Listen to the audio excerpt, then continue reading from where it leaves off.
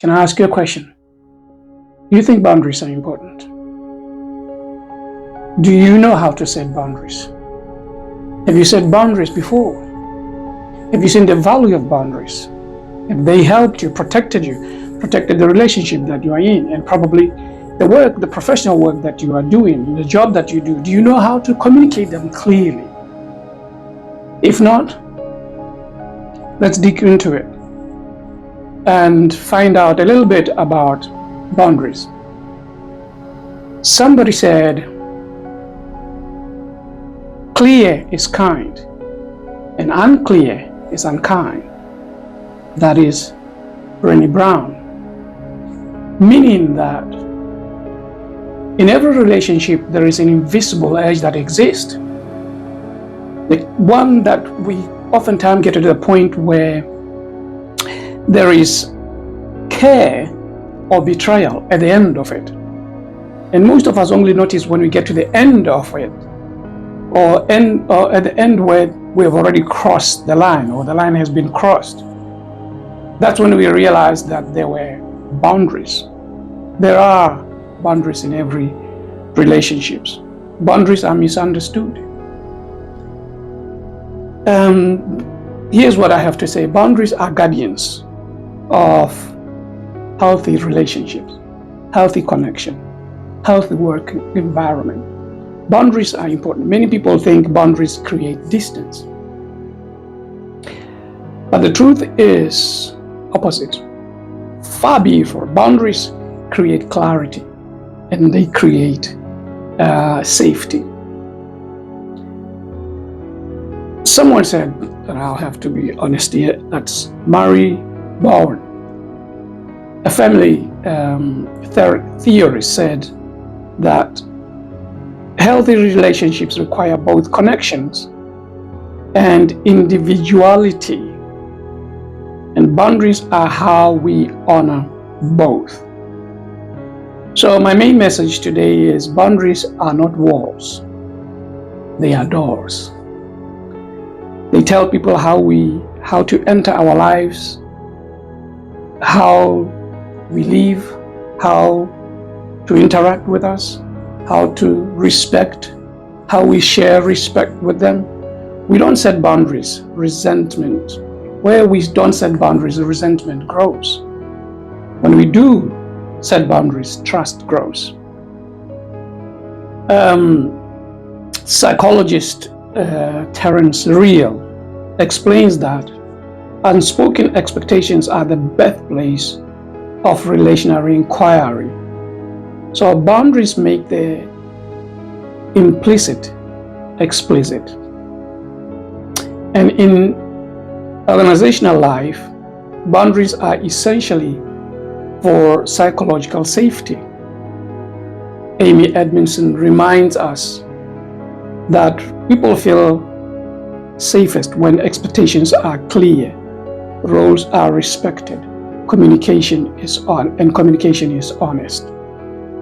So here's a simple boundary setting or script that you can adopt. This is just my suggestion, just my point, and you may come up with your own way of saying this or writing it. Here's what you can say in every relationship, in establishing the contract, in establishing the way forward, in communicating that clarity that I'm going to go this far, these are my expectations, and I believe this is what you want. Communicating that can be a little fuzzy at times, but this is what you can say. I care about our relationship, and because of that, I need to be honest. This is what I can offer, and this is what I can't. You communicate that clearly. You tell them what you can do and what you can't do. The meeting starts at 1, it finishes at 2. The meeting doesn't go beyond. The meeting place is this place where it's safer, or it's safe for both of us. So all these things are to be taken into consideration. And this is what I need going forward. You communicate that clearly from the onset. It makes it easier thereafter to follow through, to ask to hold your client, um, to hold them responsible for certain things and assignments and blah, and all those things that moving forward you are discussing. The engagement has to be meaningful to both of you. So it reaffirms the relationship, it clarifies capacity, and it communicates needs without blame. So boundaries are not controlling others. They are about taking responsibility for ourselves. If you have another way of doing this, I would like to hear from you, of setting boundaries. So boundaries are not a rejection of others. They are an act of self-respect that protects connection from becoming unhealthy. The boundaries are an invisible shield. There is personal space. Stay away this distance. You may not say that, but I sit here, you sit there. This is the expectation. This is how we discuss. This is how we dress. That's the tone. It's a professional meeting, not anything else. Now, can you think of the recent events on the news that in a way demonstrate this? Can you think of what has been trending lately in the news in the area of boundaries? And if you can, what is your take on that? Were boundaries set in other places?